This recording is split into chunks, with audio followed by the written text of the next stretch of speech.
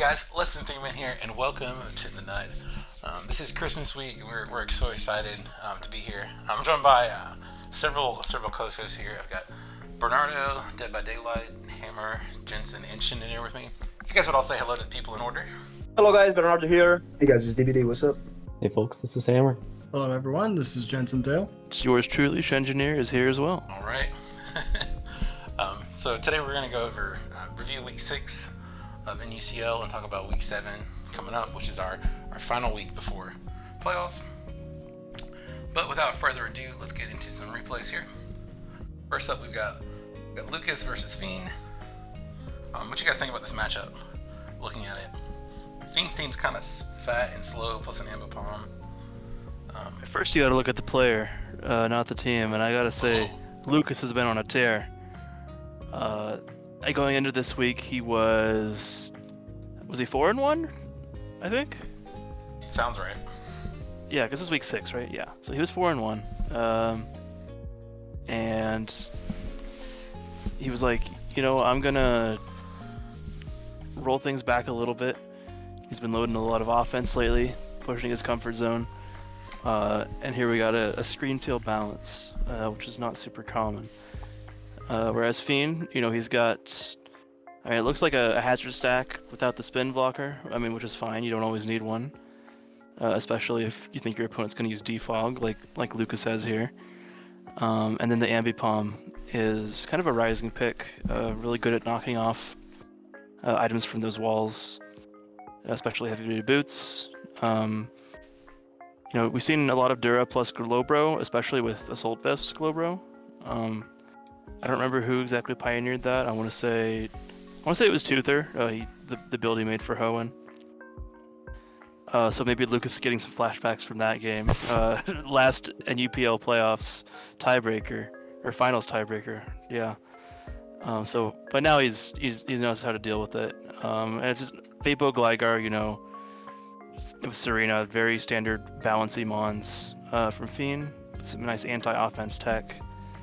But Loocas didn't bring offense, so I think, as you'll see one of the sets he has, I think Loocas definitely has the breaking power to get through Feen's team. I think Monkey Dory is going to be the real key, because like Duraludon is the sole psychic resist here, and we'll see how he manages to hold up. Alright, let's get into it. See Dura into Insane. Yep. Just gonna take the knock, get some nice chip, and it reveals body press. Used to be a more common move, that is body press, but people have been dropping it more lately. The burn doesn't really matter, it's basically dead anyways. I'm not sure I get this switch here, looking at this game.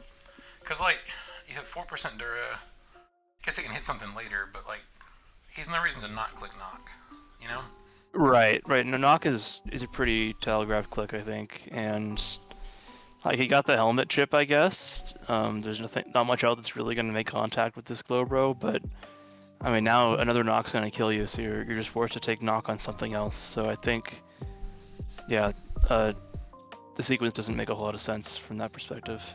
Yeah. Especially if you're just going to go back to Dura. Yeah. I've played a bit of Helmet Globro in the past, and a lot of times it's actually beneficial to get knocked, because now you can be a bit of a knock absorber yourself. I suppose, you'll be taking less damage the next time Incense clicking that, so maybe that's the logic. That's fair, yeah. We show Toxic, which means it's going to be not Calm Mind. And Flamethrower, very nice to hit steel types, like this Copper. This Copper revealing Heat Crash and no lefties. So it kind of implies Assault Vest. Nothing else is going to fit that much coverage, usually. It just goes for the Surf to catch any weird plays. And Vapo's not going to be doing a whole lot to Lucas' team, so he gets a free defog. And 39, you think, it seems like a lot, but it's actually Specs Monkey Dory. So to do only that little means that this is fully specially defensive Vaporeon. Hence why he brings in Incineroar and knocked us 51. That's neat. Who is SD? And here we see the SD, and Feen's got to pick him on. Acid-in is in something that it's kind of back. I Yeah. see a lot of people using it. FC uses it as well. It's someone that once you have the SD up, it actually packs a very strong like knockoff and earthquake. So it's understandable. It makes sense on those like balance builds in order to break stuff. Yep, he goes for the roar, makes to prevent Vapo from healing itself up.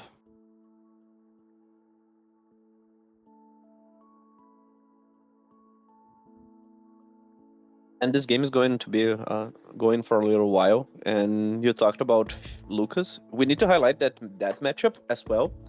It could be like a circuit final, but Feen ended up being eliminated at semis, but it's still some super high level and new game in general Yeah. for this tier level of players.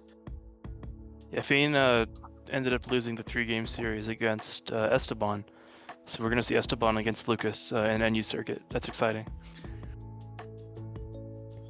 And that's a dead Gligar.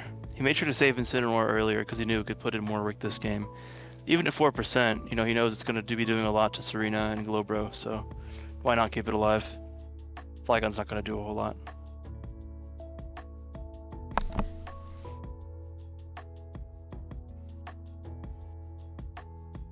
Man, this copper is doing some damage. Yep. Ooh, in the crit. Crit on the Earthquake. I miss See Terra Water, and we see a Supercell Slam predicting the Terra. Crazy play, but the fact that it only does 50 is so sad. Well, up to 55, so as long as he lands his hits, yeah, he's gonna force the switch out here. I wish it still had Power Whip. That was so cool on it. But it lost it. Yeah, that's a good move. Supercell's okay. But, International creators? No, go on, sorry. I was just saying, with 5 more mons to get through, it's looking pretty tough for Feen here.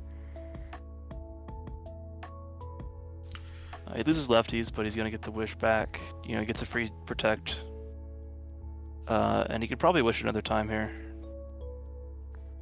Just keep this thing as healthy as possible. And the burn is actually working in his favor, because this Globro cannot toxic it. Yeah. It seems like Finn doesn't have like a win condition at this point in the game, unfortunately. Yeah. And there you see the specs damage really coming in. Just absolutely annihilating the Globro.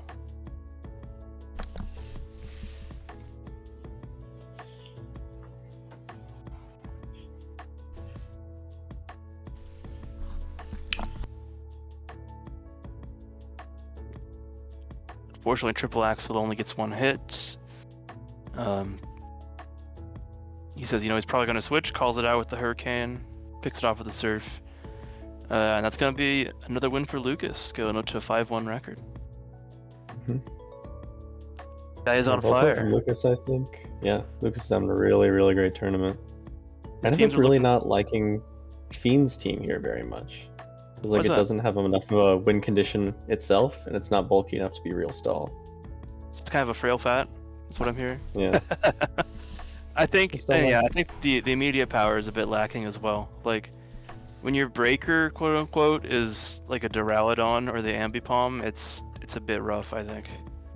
And he has no real way to punish defog, so the Cramorant just any hazards that go up are not too hard to get rid of. I mean, I would say it's not really lacking for longevity between the Vaporeon and, Gligar, the Serena, the defensive Serena as well. I mean, I would say it's just the power. There's no power. Yeah, I think it's got enough bulk to make it through a game, but just not enough power to break through stuff reliably.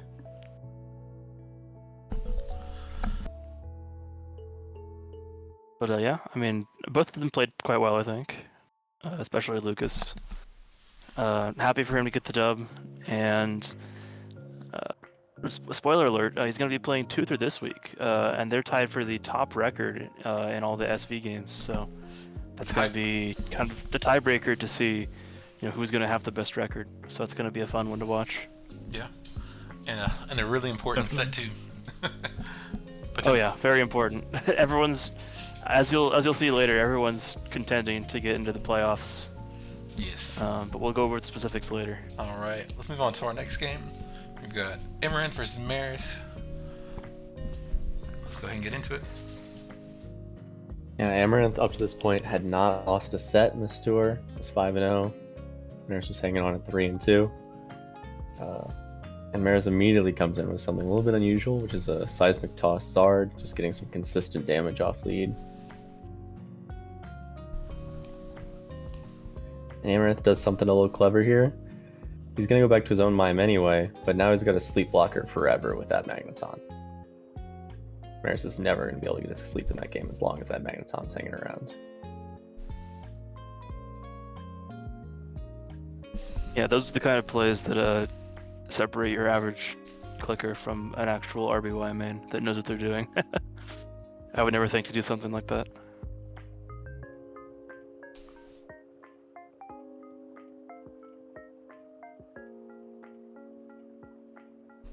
There's another nice pivot here to get the Seadra in.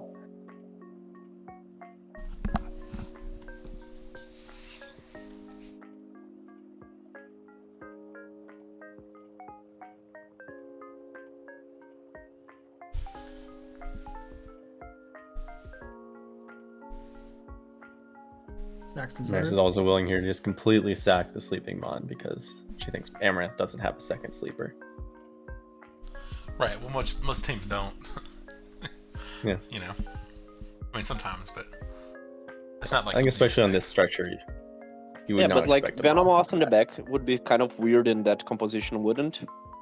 Yeah, Definitely. it would. I It'd mean, be quite unusual.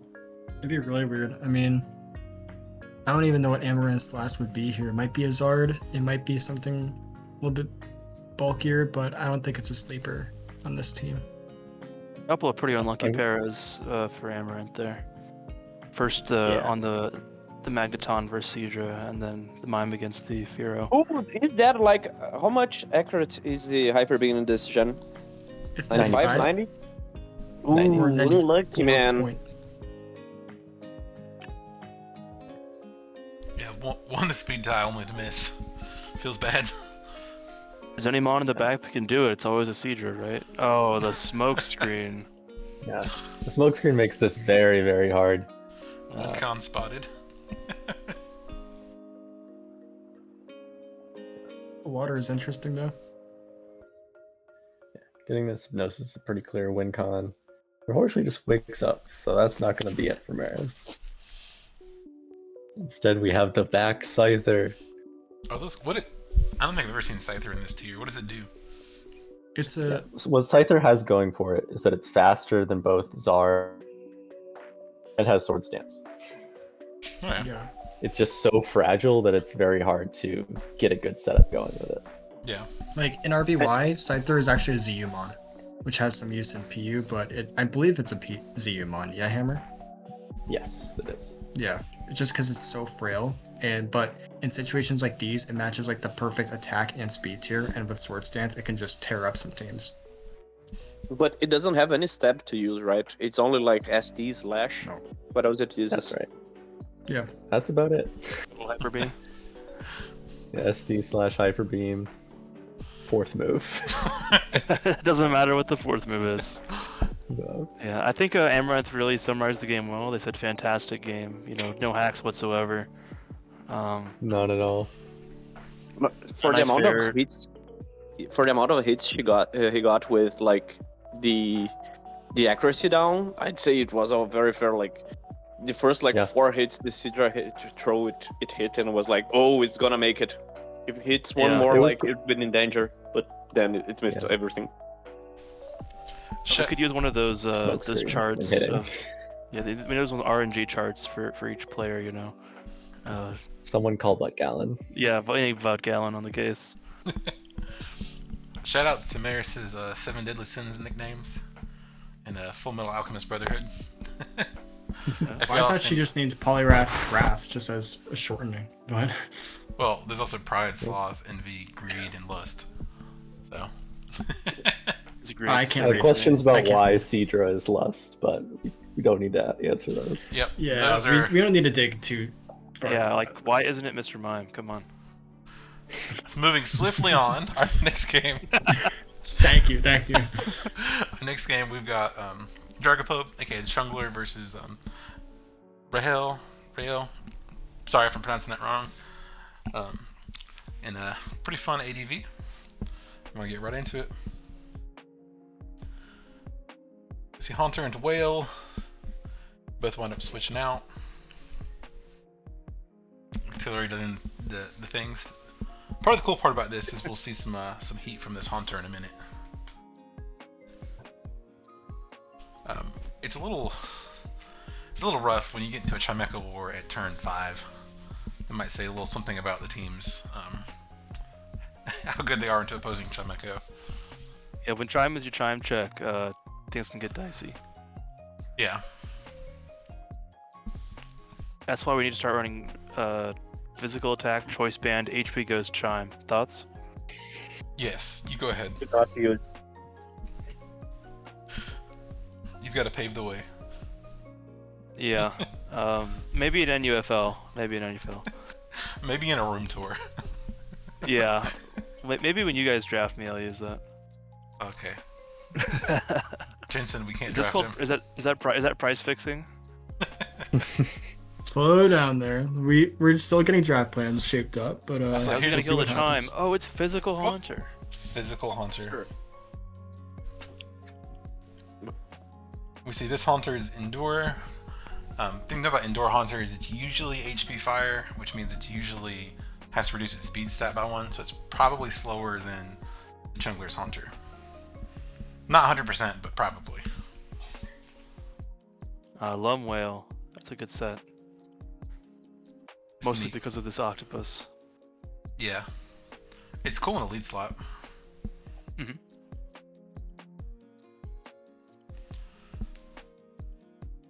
Rock Slide Chan into Agility Pelipper.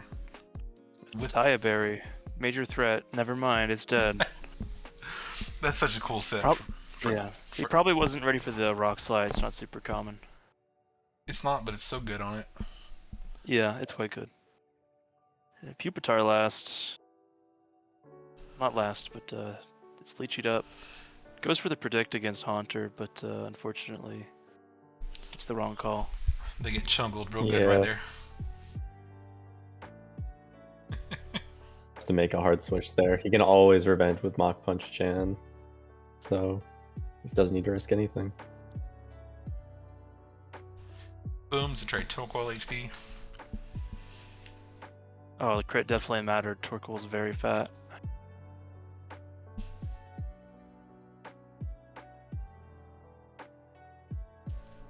Yeah, he probably got the crit for a reason. hmm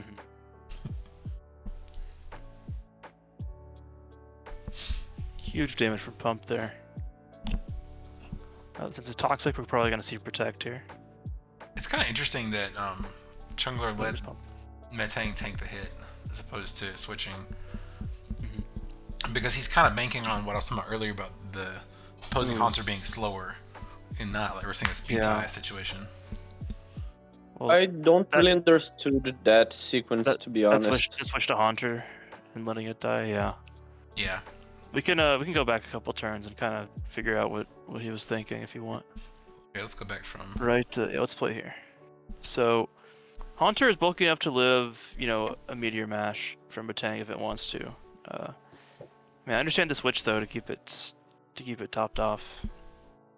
Do I? I don't know. It's not taking a hit from anything else. I think he could have just left Haunter and he got chip. Yeah. I don't think, even if you are HP Fire, I don't think you're like two-shotting from here. No, it's a 3-shot, I think. But anyway, so we get the toxic here. Let's just see what happens. Yeah, no protect makes me think that it just doesn't have protect. Yeah. Sacks off the Chan. Just trying to stall these toxic turns. So now it's down into, I don't know, I don't know if, I think Shadow Ball probably kills anyways. It probably does. I'm assuming this is Band Haunter.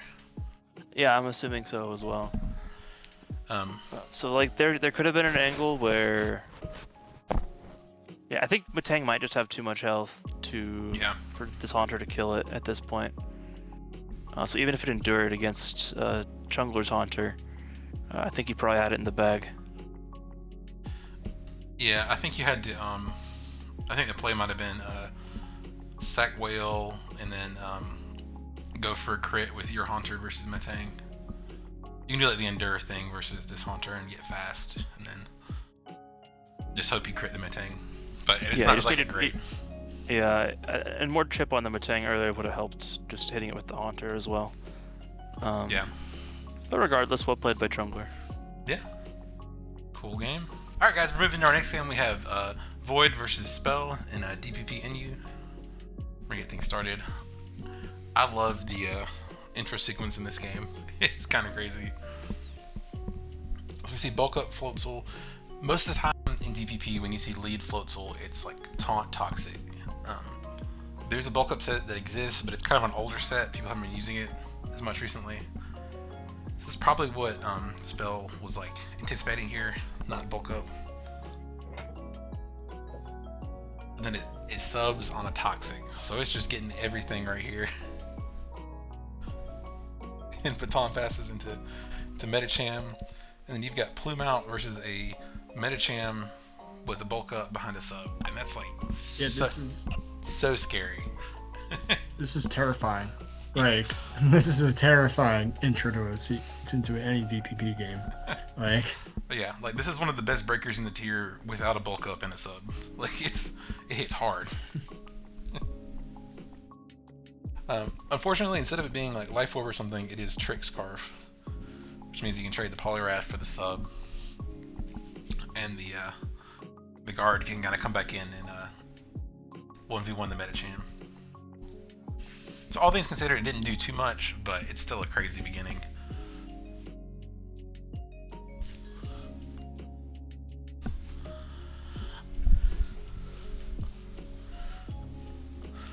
Gets trapped. Very fortunate miss. That Wisp could go a long way on the scan. Yes, it could have. This turn is also really important here. So of course, I've already revealed Bulk Up Floatzel. This plume would be a big obstacle for it, but Spell lets it get boomed by Skunk and die. Probably could have, if you have a Ghost in the back, which most teams do, you can kind of try to make a play there, but letting Plume die is very important to the rest of this game.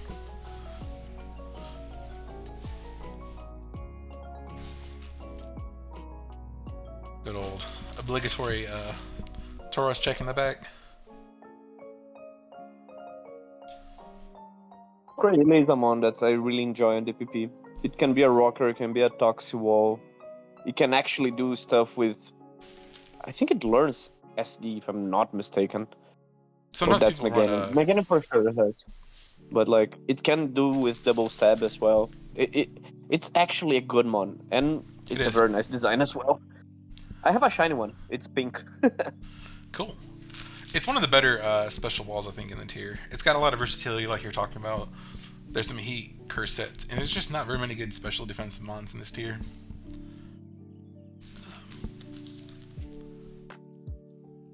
And here we have, in my opinion, the best DPP NU mon that we have. That's Dusknoir. Oh yeah, Dusclops. That mon, Dusclops, yeah, wrong one, but it's unkillable. And every single game you see one, it ends up in Dusclops wars, and it wisping, it resting, it ping, splitting, and like it's a mon that isn't supposed to do damage, but because of seismic toss and how fat it is, it's actually usually 1v1ing a lot of stuff. And with Wisp, it beats every single physical attacker in the tier. It's insane how strong that mon is. It is really good. I almost would say it's ban worthy, but the biggest problem would be like stuff like Tauros, Sham. They would go completely rampage without it, but it's obnoxious. Yeah. We see on this Dusclops it's Earthquake, so that probably means it's offensive. Usually offensive carries like Sneak and Earthquake, and bulkier sets have just got like Seismic Toss.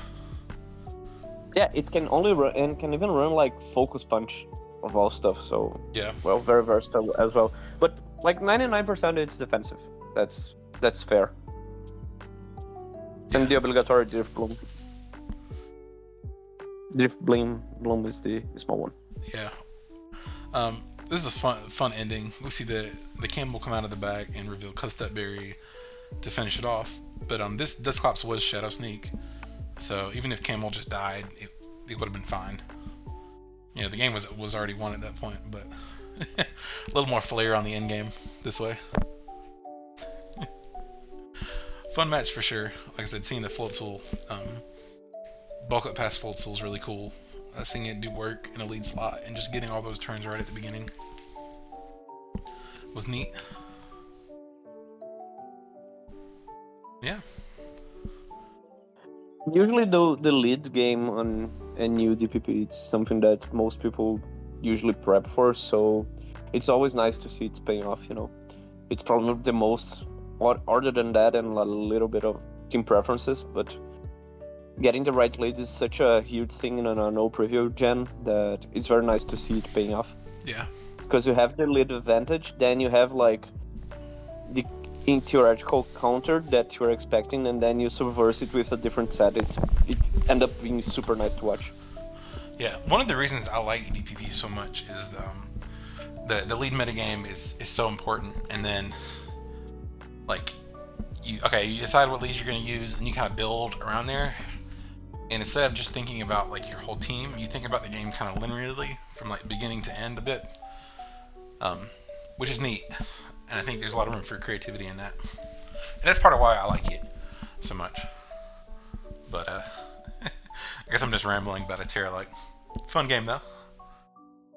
The way you describe it sounds kind of like it's everything's hyper offense, and I guess you're a fan of that, so I could see why you like it. You are wrong, my boy. No, like, it's there more... isn't. It's basically every single team is almost like balanced offense. You have very few like dedicated teams that do not have like defensive answers, you know. But I'm saying there's plenty of defensive mons, but I'm just saying the way you said it plays more linearly. You can. More of I see the comparison. So like, where there's more of a linear game plan, even with balance and bulky offense and no preview gens, it's almost like a bit like piloting. Hyper offense works in current gens a little bit because you can think about the game. I see the comparison there. Yeah. You try to impose your game plan. That's something that happens in DPP, but it's very back and forth. And to me, it's my favorite no preview gen, and I think in NU especially, it works super well. It's a very fun tier to watch, and have a lot of great players playing it. Like this NUCL, even though we don't have our most usual names, we have names like Void, like Expulso is back at playing it, like Spell, like Aladdin. So even if the pool it's shaping differently, the level of the players and the level of the teams, it's been a treat to watch again. Right, moving on to our next game, we have an ORAS game. We have Devin versus Watashi. Watashi brought kind of a cool team here. You got Luminion, which is kind of like worse Lantern, but with U-turn and defog. And some Rockweed stuff and a Kling Clan. So it's pretty offensive looking, but then there's like Luminion and a Torterra. Devin seems a little bit more standard, but you see ORAS, and ORAS is always cool. Other 5 are staples. We'll go ahead and get into it. Lantern and League, because Lantern looks good in literally this whole team. It takes a lot from Archeops, and probably doesn't 1v1 Torterra unless it has Ice Beam.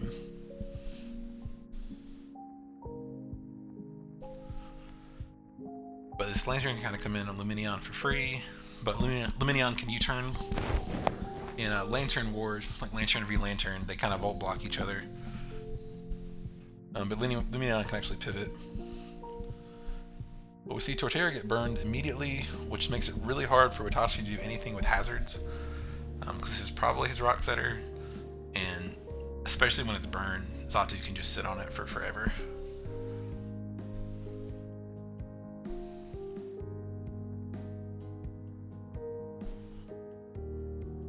I don't suppose he has any pursuit either. No, there's no pursuiters on there, I think. Scyther might learn it, but it doesn't. If it does, it doesn't really run it. I can't remember off the top of my head. Yeah.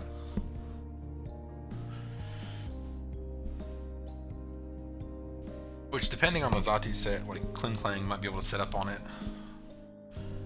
If it's like psychic move plus grass knot. They sometimes run heat wave to better pick on Steelix, but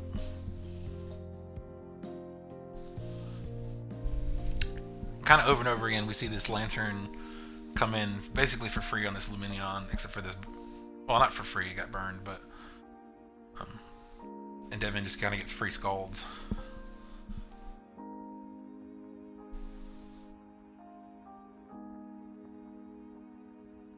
So Watashi is doing a lot of pivoting, but they're not getting too much out of it. I think long term. Well, Lantern is getting chipped off U-turns.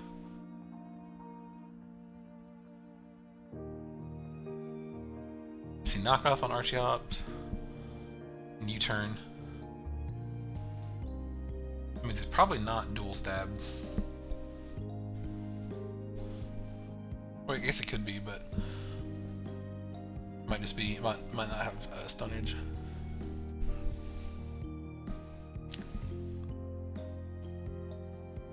But see, as this pivoting is going down, notice this Steelix is getting low. It's at 39% from clicking into the Zatu and taking all the U-turns and stuff. Always. I remember this was so bad for us. Oh yeah, that is tough. That must have been Scarf. Yeah, Scarf. that was so bad. Yeah. That is tough because Archeops is a big threat, especially with Steelix getting low.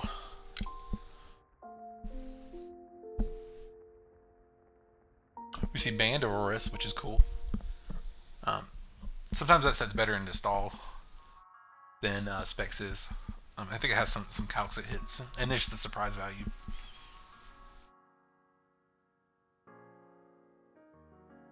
We see Skunk Pursuit the Zatu. Which means rocks. Well, I guess they can go up, but ooh, and it crits the Archeops. And crits back to trade.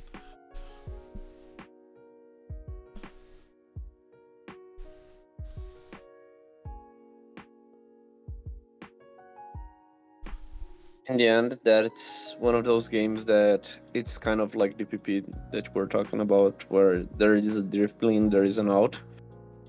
When there is a cling, there is an out, you know. Shift gear is such a busted move, but the fact that it needs to rely on, I don't know, what's the name? Grind? Metal grind? I don't know the name of the move. It's got gear grind It's so and dangerous. Gear grind, yeah, I think the biggest problem of it's like 85 accurate, max. Maybe 90, but it's an accurate, that's a fact. There's that, but and it gets zero coverage. It runs like Return. Yeah. They had electric types. And gets hardwalled by Zeta, but that game, like, we're seeing Devin doing such a good way, a good play of pivoting around that, acquiring advantages, and it might all go down very fast eventually. But well, I agree with you about Watashi team is very, not very, but it's a uncommon pack of 6, I'd say, at least. Probably the only common one on that team, it's the Zatu.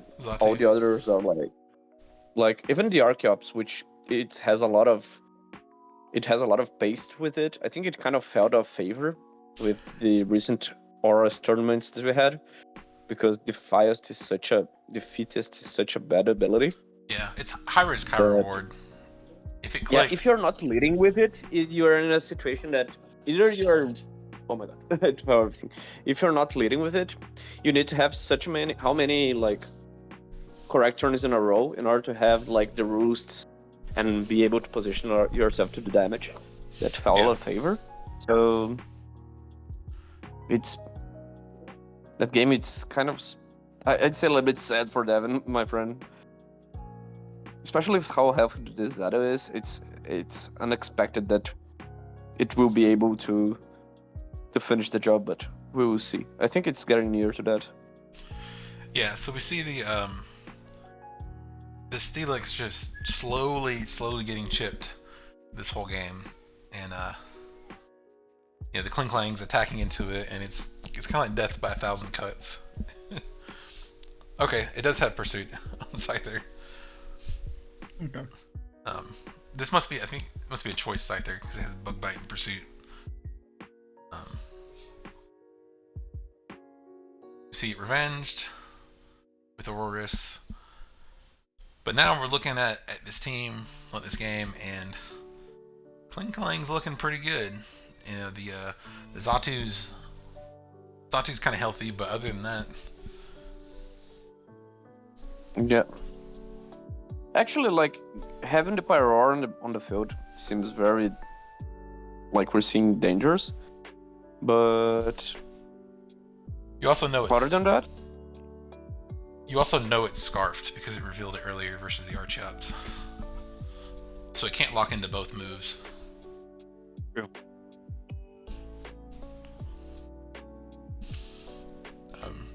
One thing that's really cool about this game too is we're seeing a lot of patience from Watashi here, because we're finally getting the Kling Kling in versus the Zatu. I'm kind of hoping the Zatu's not Heat Wave, but it's probably not. And it's finally setting by up. that point. Yeah, we see it setting up turn 60. You know, really waiting for the situation to be right. and it doesn't miss, and the game is over. Basically that. He needed one free turn versus the Zatu. Yeah. And since it is Helmet Zatu, good play to keep clicking that shift gear.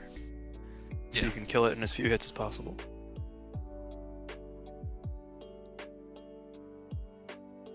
But not gonna lie, I probably would be click hitting Psychic on it when it first hit the field. Like, force it to be low, you know. Although Psychic dealt 20, it might survive the sub. Yeah. That would be problematic, but even though it beat like 25 down, then you 2-hit it. I don't know, man. I feel like the only way to get out was to 1v1 with the Zeta. Kind of unfortunate for Devin that it wasn't Heatwave Zatu, which it's probably Grass Not Last, which I think makes sense to hit right on this team. But in Yeah, this particular it makes matchup, it would have been really nice. for Agreed. this. Yeah, cool stuff. Like I said, really good patience here. It looks like Devin's up pretty much the whole game, but the key piece, the Steelix got weak, and the Kling Kling found a turn, and he just kind of ran away with it. We see that zero coverage I'm talking about. Sub, shift gear, gear grind, return. You're desperate if you run return as a coverage with with steel. But that's also the only reason this probably isn't a higher tier. If it had a good other attack, it probably would have jumped up a tier. Exactly. Yeah. I mean, as far as steel type options go, I mean, you got Helix, which is pretty good, and that's about it, right? I can't think of other steel types in this tier. So. Or steel. Yeah, but the thing is, like, Steelix is really good. Yeah. Like, it's a top, maybe 3 mono here, top 4. Yeah. If you consider a few offensive options, but like, so it's the difference is like Kling Kling is awful. It's the only offensive one, and shift gear is a broken move. Like, it's a Dragon Dance and a half. So, well, not gonna say it. All right, guys, we're back with our next game. We have Ishtar versus Emforbes in Gen 7. Some cool stuff here. We see a Meg Mortar, which has got some cool, just a cool mon, and a Mega Bomb of Snow. With Sand Slash. With Sand Slash, yeah. Not the lead you want to see is Ishtar, is the Obama Snow. And they get the turn 1 Focus Blast predict on the Steel Valley to basically KO it. Yeah, it's tough when you almost lose them on turn 1. Yep. But you're facing a Mega Bomb Snow. I'd say it's somewhat expected that it's gonna hit the field very early. Yeah. It's usually not something that people hold in the back. It could be like a Garbodor lead, I don't know, but like, I probably would lead Mega Bomb Snow anyways. Okay, the Z fighting. Yeah. So probably it's Focus Blast. Yeah. Fire move. Thunderbolt, and then maybe Poison or Grass Knot last. If it's 4 attacks, of course. Oh, that hit a lot. Yeah, your flying resist basically got killed. See, sludge bomb on the seismitoad, which is neat. Yeah, good click there.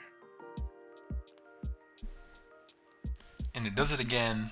So this is probably like, I don't know what speed it normally runs, but this has got to be fast seismitoad if it's staying in on a bomb of snow. A bomb of snow is slow as heck. Yeah. But so is this.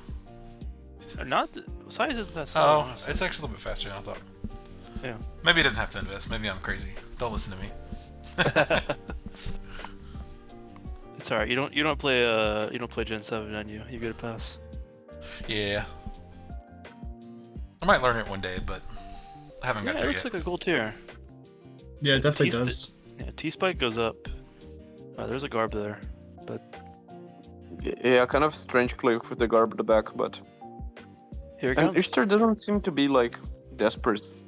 No, Ooh. I think it might have been to get bait. yourself. Yeah, Forbes got his own. These T-Spikes are very scary. Ishtar might have wanted the pain split. You know, kind of incentivizing the Garb to come in with the T-spikes.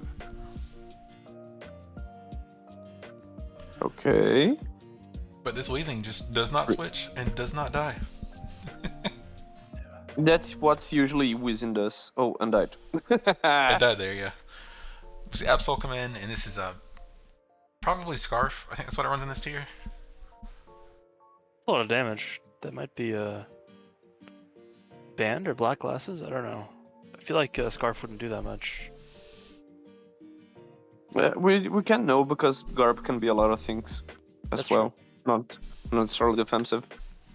Yeah. Yeah, these Bro. T-Spikes are pretty rough. Yeah. And now Ice Shard probably? No. Opting to keep Obama alive in the back, Mr. President. Mr. Mega President. Mr. President, get down. I love Obama Snowman. It's just cool. It's got a cool design. It hits really hard. Shout out to Yeah. Ming, #1. Mega Yeah, Obama. that was thinking of. Where is our boy Ming to shout out for Mega Bomber Snow? Every week in the SM Prep channel, it says, "Yo, this looks like a good Obama Snow week," even when it isn't. He's not even joking. It's like 100% there. That's funny. That's funny. And usually it does with hackers saying no.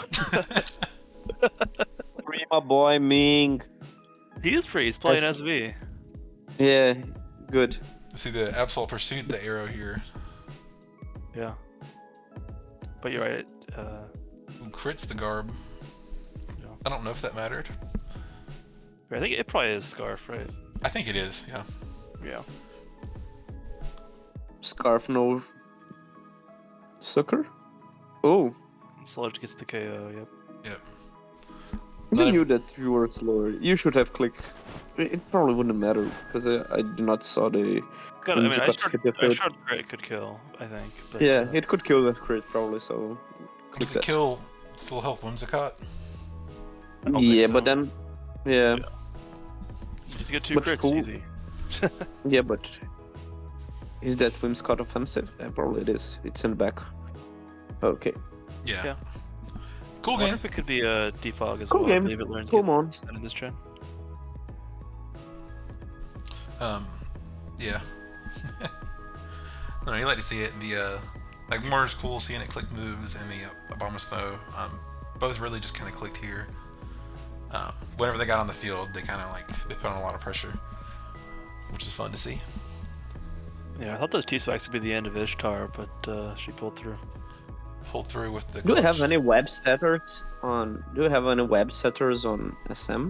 Because webs plus Obama Snow seems very, very disgusting, especially because Wood still doesn't exist on that trend. I think so- Vikavolt Go for is in very the slow tier, as well. if I'm not mistaken. Well, But yeah, it it's is. I think. you also see this a lot. Arrow, which is just gonna, revenge kill and stuff. But Ice Shard hurts too, so. Yeah, I was gonna say probably our shard hurts. It's like at least 35, 240. So you just lit a leadership. Okay, nice game. Good to see Ishtar winning. Yeah. Nice to see. Nice to see. Moving on to our last game, we got Kushalos versus FC and Scarlet and Violet. We've seen Amoongus, which is cool. I don't think it is, but this team almost looks rain to me, like partial rain. I believe. I mean, It's partial rain. It's It just is for the- Scuda. yeah, it is the It's semi-rain BJ's team. teams. That's something from BJ's, I Oh, think. that's Eternally made that, and I think I guess Danny used it. I don't know. I believe this is an Eternally cook. What team is Kush Yeah, on? it makes sense with Among Us. Is Kush on the Rabias? Probably it is. Like, well, I'd say at least, like, it's safe to say that Push has the turns building at some point, so... But anyways, yeah. The Rain Dance keys. Scooter works in and out of rain. It doesn't need it, but in end games where you can just click it and it wins, it's always nice to have in the back pocket. It's usually eject button Amoongus to help out your pivoting. And of course, the rain also helps Galarian Articuno's Hurricanes not miss, which is nice. Not missing is so nice. FC's team here looks a bit more standard, but it's looking a little bit slow. I'm thinking this might be Scarf Legion. It doesn't necessarily have to be, but I would feel like this was too slow with just Raikou if it was me. Anyways. Yeah, I agree. Yeah, I think I have that exactly same team, but with a Zong instead of a Copper. And usually it relies a lot on the speed control of the... Either if it's... It can be Scarf, but it can also be Banded Aqua Jet, which is stupidly strong on Basket Legion as well, and as a form of speed control. But relies a lot on that Raikou to do like substitute stuff or like Terra Fairy, Terra Ice stuff. Yeah. To being able to crack the other team. So, but it's a hazard stack. Like the idea behind that is pretty clear. It's Copper Gligar. So. Yeah. All right. And it can get very dangerous because Jinsin and the Articuno, once they are like, or even the Scuda, once they are knocked, they don't have that much longevity. Yeah, because as you see, the Scuda isn't banded. Not banded, and that is a Helmet Serena. Every time it hits it, it's one step closer to death. Yep. And this is a very uncomfortable knockoff to switch into here. Yeah. Yeah, your knockoff switching over here is like... See, Helmet Flygon, though, very interesting. Yeah, it's Fat Dragon Tail hazards, if I'm not mistaken. Yeah, that's a fun set. Rocky Helmet's I doing don't some think work. it's good, but... I didn't on say both good, I sides. said fun. Okay, nice. The, a little bit of strange play, but end up being super good. it's a good double stun spore there. Catching the switch. Yeah. Boots out again. Okay. Ironhead's doing a lot though, but of course the Moongeese can just regen, but kind of forces it out. Oh, that knock is big. Yeah, it gets the item there, which With is no good. removal.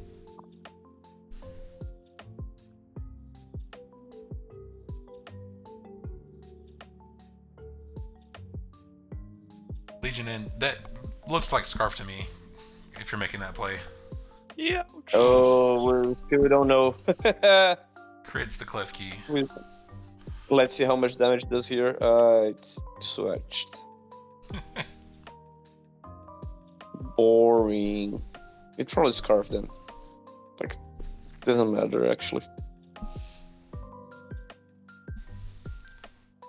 We see the incense kind of trade down each other.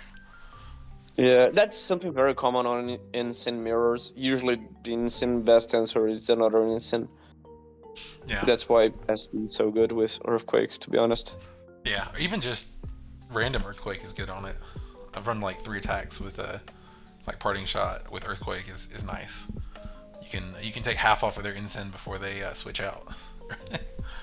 Yeah. To be fair, how does FC break this Amoongus now? Oh, now? The neat part, he doesn't. It doesn't. That's my take as well. This is like a Terra Blast flying Raikou, but oh, never mind, it's dead. It's at 6%. That was the answer before. Is yeah. Hopefully it is. I would assume it might be Turbo Fly. I mean, with No, it's Terra Fairy. For like the way it plays Terra Fairy. You would have clicked Terra Yeah, I Flying mean, if it it's was. really clicking Terra Flying. And yeah, and but it might not even have like a electric attack other than Volt Switch. If it's like the builder one, which is like Volt Switch, Calm Mind, Scald, Terra Fairy. And that's not breaking Among Us, never. yeah. Okay, let's see what's happening. On this build, I think Fly would be better than Fairy, just because you can break grass types for Legion.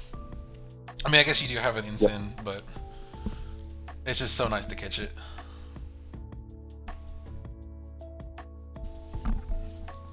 If you'll hear snoring, my dog just fell asleep. He's being obnoxious. Winchester, Yep. you're loud, Nice buddy. dog. You need to put a picture of your dog now on this video. Tear ground. Huge crit there. Yeah. Alright, I'm getting a picture of him. I see. Let's go. Does it have? It doesn't have Psychic Fangs. Serena's probably Cover Cloak. That's why it's Yeah. switching on Among Us. It's Psychic Fangs. Phantom Oh, Phantom. Phantom Force comes out. Shout out to our boy Feston Mintix. Huge crit. Yeah, big crit there, for sure. Yeah.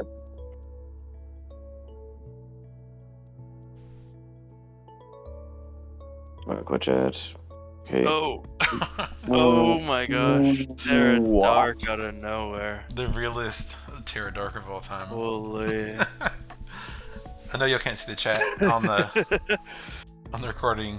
Kush says, "No friggin' way, GG. Why dark?" And FC says, "Cyfang's immunity." Man, the clutch Terra. It might have been one anyways, but it's still crazy to see. I honestly don't think it would be one because it was Jet. I think it was one for Kush. Otherwise, any other Terra. Okay, he's Legions and Jet Rains, I guess. Yeah, Everything else dies to Jet, yeah. that's And that's wild. I wonder if Liquidation would kill at 17 if they stayed a grass type. Yeah, that was my thought as well. Probably was a roll and Cyfang wasn't. But yeah. that's a problem definitely of you're not running CC on Scuda. CC is so fucking good that, hit or resist with CC, I don't matter. Because Cyfang is such. Yeah, it's also more common to see Terra Poison or Fairy though than Dark, so you probably wouldn't want to CC. No, that's fair. Like the resistance yeah, they're usually. Ultimately, yeah, Cyfang wasn't a bad click. Just FC had just the right Terra there. Right Terra for the right big moment. SD moment. Yeah, that's a very Gen 9 moment of all time. Like I guess you could have scouted it maybe. No, you couldn't. It's your last mon. What am I saying? Yeah, not much you can do there, but it's the moment for sure. Let's get into our week 6 results before we move into talking about week 7. We've got the Dittos take it 7-3 over the Pablos. Shen, I think we were about opposite of this, weren't we? What do you mean? Didn't we say it the other way last week? Maybe. Good job, Dittos. I guess. Good job, Dittos.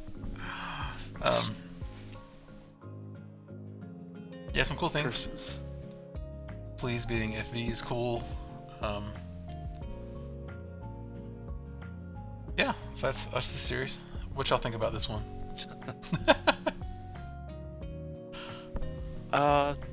It was good. It's hard to Thanks, call. Shen. Yeah. I was going to say that the series is honestly more even than expected, but the result is awesome for the tour actually. If the Dittos lost and the Pablos won, probably the Dittos would be out and the Pablos would secure a spot on playoffs and basically kill a lot of other teams' chances to reach playoffs. So for the result of the tournament, that was a great result. Yeah, it's cool to see. There's not too many. It's hard to call any of these upsets. We did kind of swing Pablos last time, but a lot of these are really close. You know, based on names, you've got really strong matchups here on both sides, which is cool to see. But yeah, 7-3. Moving on, I'm sure Bernardo is about to be excited. We have the Fossils beating the Fujins, the, I guess, formerly bottom team beating the top team. Yeah, it was very satisfying, and especially beating my friend Ninja, and he did the losing move of a manager that is obnoxiously ping the other manager on the manager chat for like, hey, it's game time, and it's like 1 minute past the scheduled time. Whenever a manager does that, the manager loses the week. We already saw that other interactions, so it felt very good to win the week. I don't really of course want to go to the playoffs, but especially this week was a very satisfying one to have. Yeah.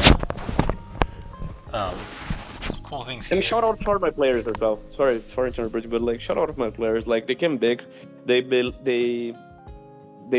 that we can still make it, and they showed that this week and this next week we're prepping very hard. So it's one of those results that whenever you're facing the best in the tour, because let's be honest, the Fujins is at least a top 2 roster in this tournament. So everybody elevated their gameplay.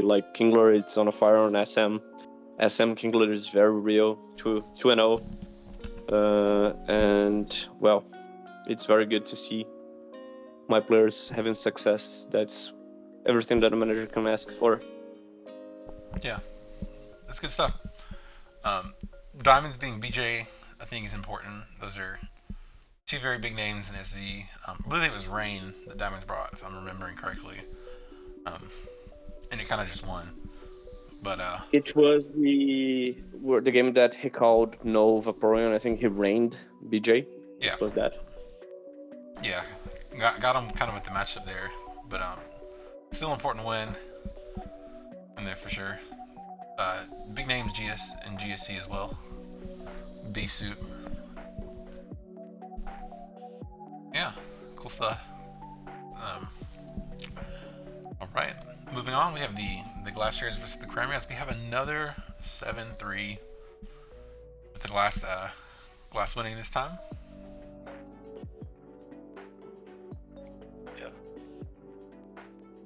Again, I wouldn't say there was any huge upsets this week.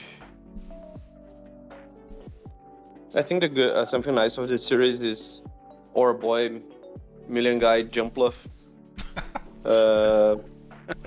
I think he debuted on the tour. That was nice. Unfortunately, it's a loss, but yeah, I'm glad he got good to play. see him playing.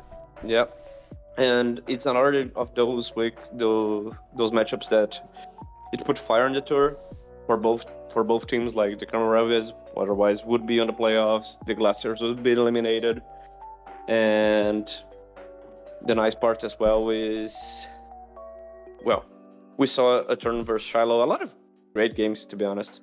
Yeah. It was a fun series to watch, and especially because it kind of got prime time for itself. While my series was over by the end of Saturday, all those games happened on Sunday gaming, so we had games all to the end of the week. That was nice as well. Yeah, we watched the this game and this game too. A lot from this series. Good stuff. Cool to see Ishtar win. Kind of shame to see Gate Jump Guy lose his debut, but still nice to see him in the tour. All right, we have the Krabs versus the Steels. This was a crazy week to be a Steel. So our scheduling, we had 4 or 5 people play on Thursday. Is that right, Shen? Yeah. We had all. I want to say 5. Well, it was 4 or 5, but we ended up starting off 1-4, right? Yeah. Which is not a good place to be. But then we brought it back to 4-4 with the 2 managers in the end game to close it out. And I'm about to make it 5-4, and I lose to a crit on the final turn. and it's devastating. Yeah. But luckily, Loocas, he didn't give up. He kept going. Tied the week up for us 5-5, and we can technically still make playoffs. There are some conditions that must be met as far as other teams' placement, but Yeah, we'll get there in just a second, though. I'll give it a 50-50. But yeah, glad to see a Ming W as well. That was hype, yeah. Even if it caused a monumental Matthew crash out. That's always fun too, right? Yeah. And honestly, Ming's victory was I think a big morale boost for the rest of our team, even carrying into this week. So. Yeah, that was fun to see, and Lucas with the clutch. It was just cool to see us come back from 1-4 to bring it back and tie, and almost win except for a crit. But there's lots I'm sure of games. we had somewhere else. Yeah. Yeah, there's lots You of live games and we die won by for the crits too. So. Yep. I shouldn't complain too much. I just want to complain about the skills manager that robbed us from OBB versus Tortudogo. I don't know what you thought about the pairing on SS, but well deserved to get too old for switching those slots. I just asked who wants OBB. Haxma said, I want to fight him. I said, all right, say less. That's all there is to it. I give my players what they want. Yeah, he asked for it. It was unfortunate to see Turt lose. Turt's one of our goats, but it came out alright in the end with the tie. Not ideal, but it's much better than the loss. He's got the fire reignited within him for this final week coming up. Yeah, he's pumped. I am too. It's gonna be a good week. Speaking of that, so that concludes week 6, and we're moving into week 7. Week 7, of course, is the final week of the regular season. So after this week, we go into playoffs. So the top 4 teams move on. You see this graphic in front of you. Hopefully my things aren't too annoying. Turn those off for a minute. So in this column right here, you see the points that each team has. For every win, you get 2 points. For every tie, you get 1 point. And this is our standings for the tour. And this column over here on the right, you see the differential. These matter for only for ties. Like if 2 teams are fighting for a spot and they're tied on points, differential would matter. This graphic is also color coded. So the greens, the Pablos and the Fujins are playing each other. The Krabs and the Rabias are playing each other. The Dittos and Steel are playing each other, and the Glasts and Fossils are playing each other. Now, originally I was going to try to write out everything, all the different possibilities, and it was just a nightmare. Because the really cool thing about this that's unique to this tour is every team is still alive. Usually at this point in the tour, there's 1 or 2 teams that are, clinched and they're in for sure, and there's 1 or 2 teams that are out for sure. But that is not the case here. Yeah, I think the Fujins are in for sure. The Fujins are in for sure, but that's the only thing set in stone. That's the only thing. That's the only guarantee at this point. Yeah. Yeah. So, looking at the points, let's look at worst case scenario for the Fujins here. So they've got 8 points. So if the Pablos win, right, they go up to 8, and the Dittos win, they go up to 8. So we have 3 teams with 8. Now the only other 2 teams that can meet that threshold are the Krabs and the Rabias, but they play each other. So since they play each other, they both can't win. So they can't both reach 8 points, right? If they tie, the Krabs get there, but just the Krabs. Right. So at worst, if they lose every game this week, they'll still end up in 4th. Yeah. So they're in for sure, and that means 8 points is safe for anybody, because at most 4 teams can make 8. Right. So you know who can't make 8? Real Steel. So that means the Fujins are in no matter what. The Krabs. Neither of us, so no jokes on that as well. Yeah, we're in the same spot, Bernardo. Yeah, we are. We are not managing together, but we're managing together. It happens. So Fujins are in no matter what. The Krabs are in with a win or a tie. And there's some situations where they can lose and still be okay. The 6-pointers are in with a win. It's possible if they tie, but we'll get into some of those. 5-pointers down here need a win, but it's not completely in their control. So if you can get up to that 8-point threshold, then you are safe 100%. If you can get up to 7 points, it's conditional. It's kind of the big takeaway here. So really, if you're down here where we are in the 5-point land, you want the Fujins and the Krabs to win, right? You want the rich to get richer, so these guys you're not really competing with them. And then if, say, these two win and Steel win, right? So these guys would be safe. We'd be at 7. The winner of this series would be at 7, and both of those 7-point teams could make it, right? Because these teams would have all have lost. So it's possible to get on 7 points. There's different situations where you can have 3 teams with 7 points where those teams are fighting on differential for 2 slots. So yeah, no one is eliminated. And something to keep in mind about the differential is, for every game you beat your opponent in, it basically swings the differential by 2, right? Yeah. Because they're getting, you get 1 more win and 1 less loss for each game won. So some of these may look like far apart differentials, but they can be much closer than meets the eye. Yeah, they can definitely swing that way. One other edge case, which is kind of interesting, is Glasts actually have a chance to make it on 6 points, but I think they would be the only team that can do that. So if Fujins and Krabs win, and Steel and Ditto tie, so we'd have 10, 9, 7, but then we'd have 6, 6, these guys tie, 6, 6, 6, right? So everyone below that would be at 6 points, and then Glasts would get in on differential. Because if you tie, your differential doesn't change. But we're not tying, we're winning, so Yeah. That's irrelevant. So that's a hypothetical. Yeah. But I just thought it was interesting. What's also funny is that we could finish with more points than the Dittos with a worse differential. That's kind of funny to me. Definitely possible. Definitely possible. We gotta win first, though, so hopefully I don't eat my words. And although, we have the Fujins already in, and the Krusty Krabs, very close to win,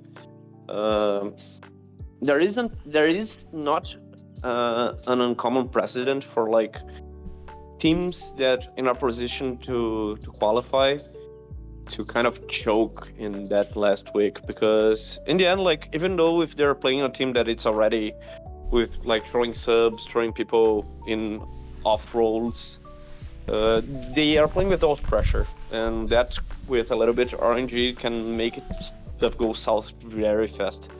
So That's true.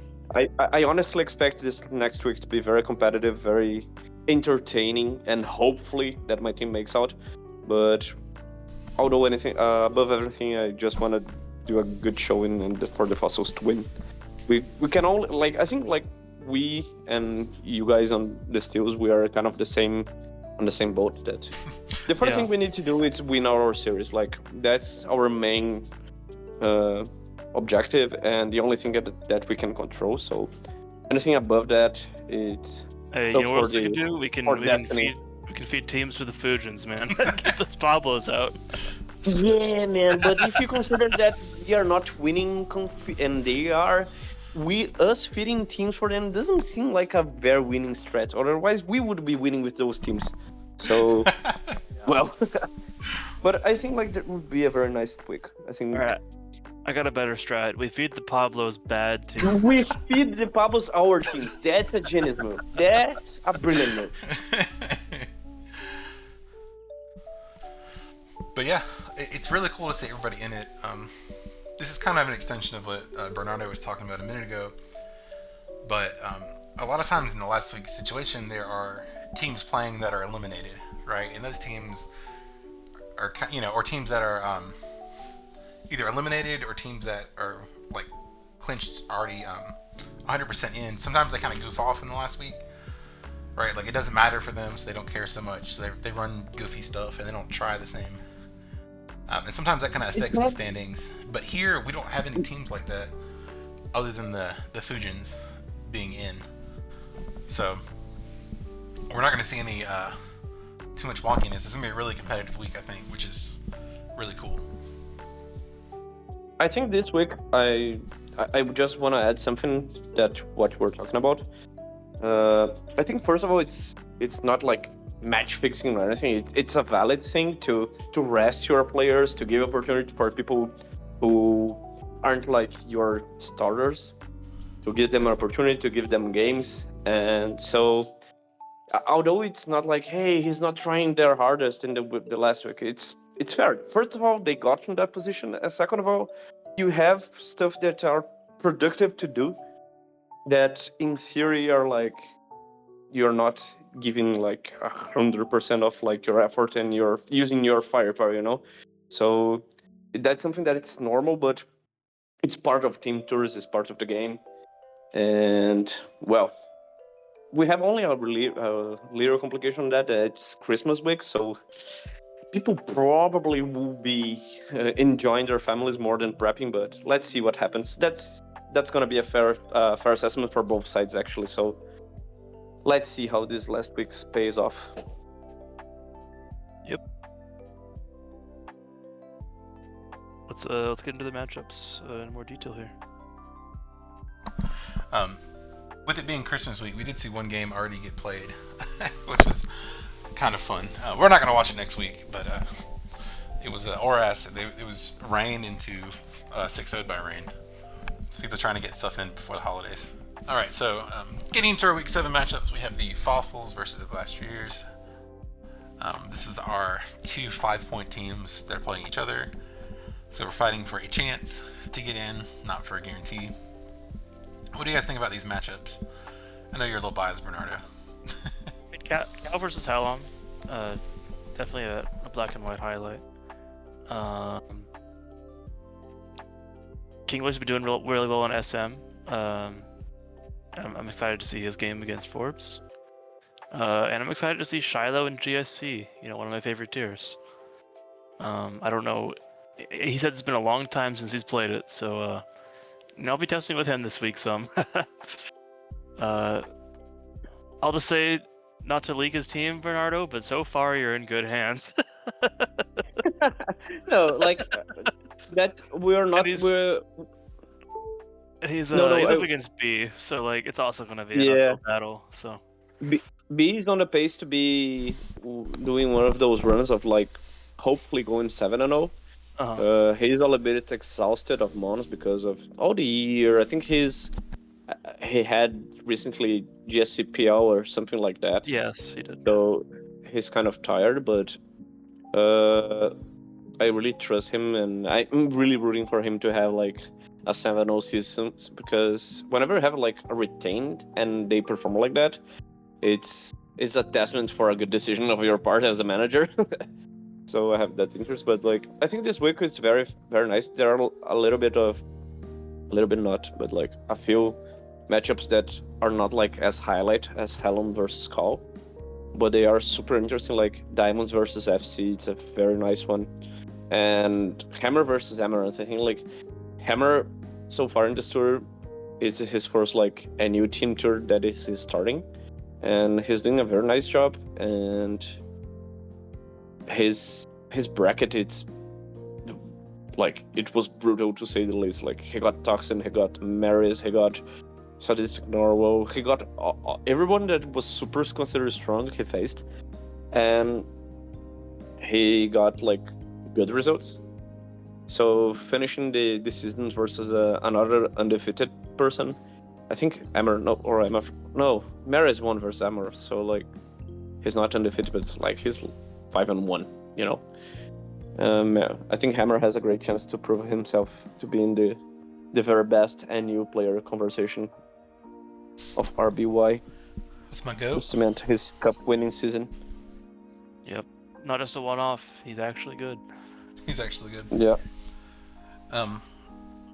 Looking at matchups here, What do you think in predict wise, Shen? Diamonds might split SV. GSC looks like it's going to be split too. I hate to make any predicts this week because everything's got so like everything matters.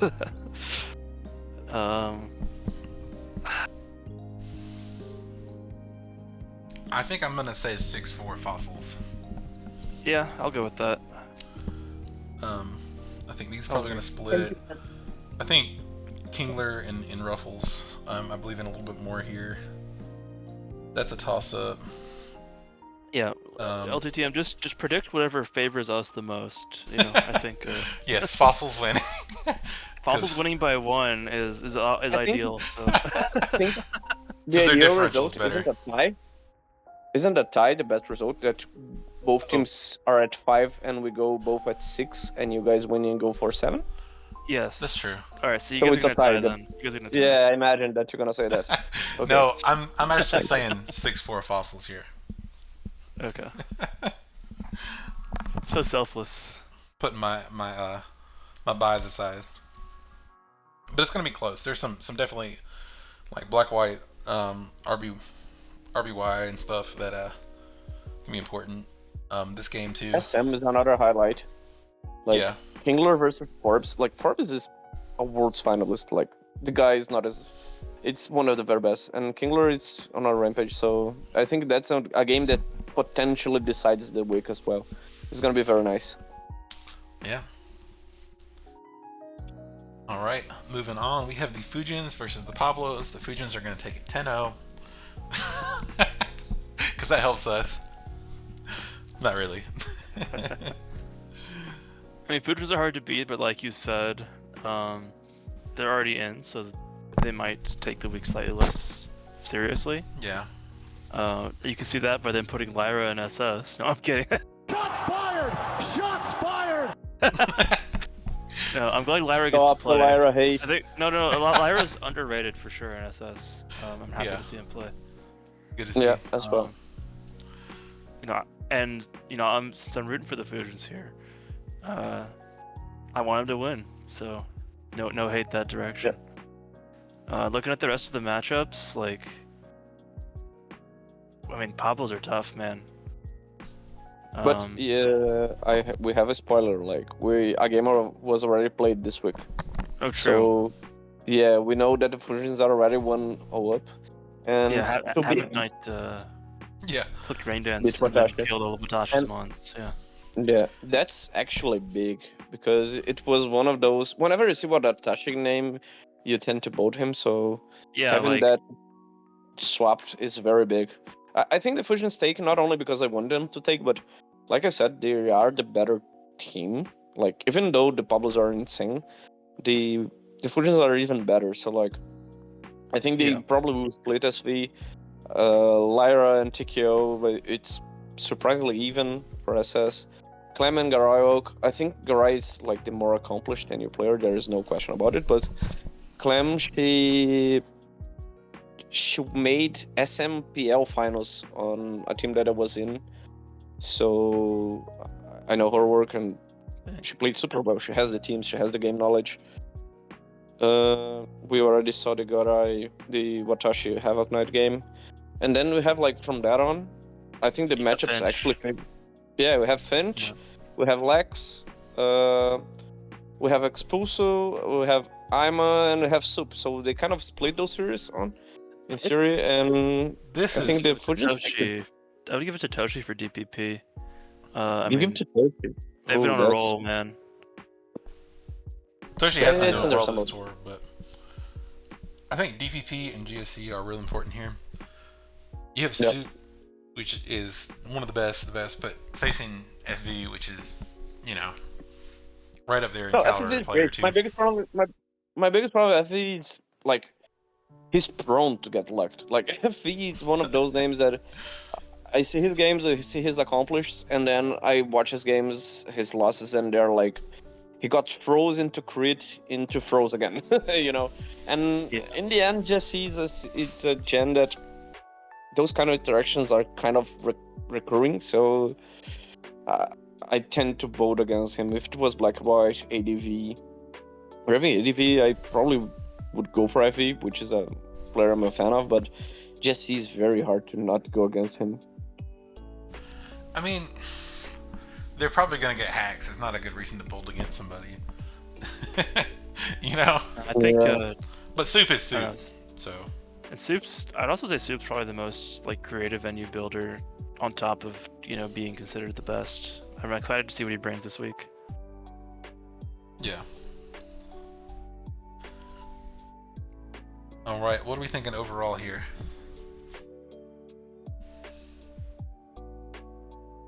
I'd say one. I'm gonna say it's a draw. 6-4. Yeah, no, I'm gonna say 6-4 Fujins. That's accurate to me, especially if they 1-0. Yeah, I'm gonna lean Fujins here. It does help that we already know this game, but Yeah, I still think a draw is gonna occur. I think Pablos definitely have the firepower here, even though I want the Fujins to sweep. But I mean, it's Mons, right? Anything can happen. So I mean, we'll see you guys in a week and see how this pans out. Yeah, we can be completely wrong for sure. for sure. Alright, moving on, we have the Rabias versus the Krusty Krabs. These are our two of the higher ranked teams. So Krabs having 7 and Rabias having 6. Currently, Just to clarify, 6-7. I can't believe it. It's a spell, and Waldorf is Django. oh yeah, So those two names aren't that weird, people. Bro, I think I will say Rabias in the end. I don't know, man. If Django loses to LTTM, man, I don't know how he's gonna beat anyone else. oh he beat me. He beat me in this tour. Oh shit. Oh, shit. That's my one game. Yeah. I lost to Django in this tour. Forget what I said. I beat him in a cup. LTTM, how does the outcome of this game affect the real steal? What do we want to happen? Probably we want Krabs. Krabs to win. Yeah. All right, we're going for a Krabs sweep, baby. 10-0. No. Yeah, but In actuality, I do think the Krabs have a slight edge for 6-4 probably. I don't know, man. Because Finn versus Big Tony, it's a coin toss, and Yeah. Yeah. Feen's I gonna believe rip in my boy Feen. some build from Yeah. somebody, and Tony's gonna bring 3 PU Mons. I don't know. yeah, toss-up. his largest team for Lyra. At turn versus Memphis, like Memphis is super underrated. He just won like last chance qualify, ended up not last chance qualifying for circuit, but like he won the tour. At turn like he's on the very best, but I don't know, man. I think that's a little bit Krusty Krabs' favor, I'd say, because Eternal always have that thing with Eternals, like how much is he actually prepping and you know, Eternal's a grown man at the end of the year and stuff. I can't imagine him going like, okay, just load something that he already has. Well, He was the Memphis youngest probably person gonna try ever. hard. Yeah. OBB versus Kush, I'd say OBB. Ishtar versus Kyo, I'd say Kyo. Neomon versus Kaboom. I wanna say my boy Neomon, but Kaboom is on a tier in Black White this tour. Spell versus Surwings. I'm gonna give to Surwings. Django versus ID, probably gonna give to Django. Chungler, Starosa, and then Maris. So it's honestly Krusty Krabs' favorite, in my opinion, at least. Yep.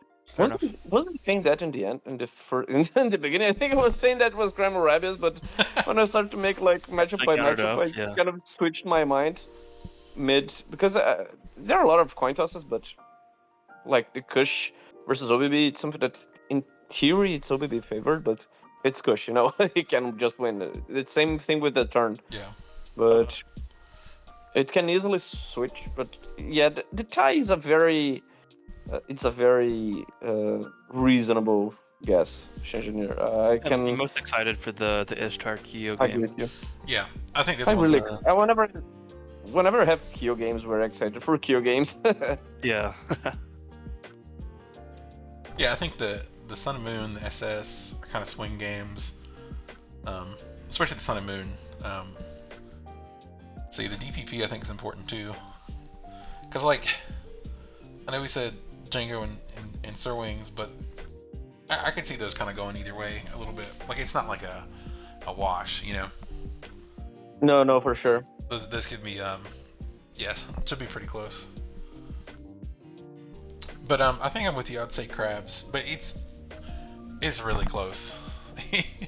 You know? Yeah. Especially with all the pressure here. Rabias is probably under a little bit more pressure than Krabs are, but Krabs still need to perform here a bit. Yeah. They can lose and get lucky, but you don't want to be in that position. All right. We've got the Real Steel versus the Dittos. Some cool matchups here. We've got Loocas Truther. That's excited to see that one. Ming Devin sounds fun too. We love to see some Ming gaming. Turk Oyster, another good game. Batty versus Danny. He's cool. We don't think of Batty as playing. We think of him playing more black-white, but he's still a really good player. Yep. Who's this Tetler? That is DD Joe. Ah, okay. Yep. So Bughouse, definitely a tough opponent. But I think I got his back with the builds. Yeah. And I was happy with how he played last week as well. So. But I'm very sad to say it to you, but that seems a very tough week because I'd say that you guys have a kind of favorite upper half of the bracket, but then the lower half, man, it's Beast Black, Bughouse, Oathkeeper, Blaze, and Toxin. I'd say it's the Dittos by kind of a mile. Dang. Yeah. But, like, I would be super happy for you guys to surprise You're putting me. Blaze over me, dude? I mean, come on. No, well, as your friend, I would say no, but also as your friend, and you know that, and knowing that you like that I bet against you, yes, I put Blaze against above you. So yeah, Oh, it's on. the boost is on. It's gonna be a tough week. Yep. Obviously, I can't make predictions, but my hopes are the victory, and then we got a shot of making it to playoffs. So.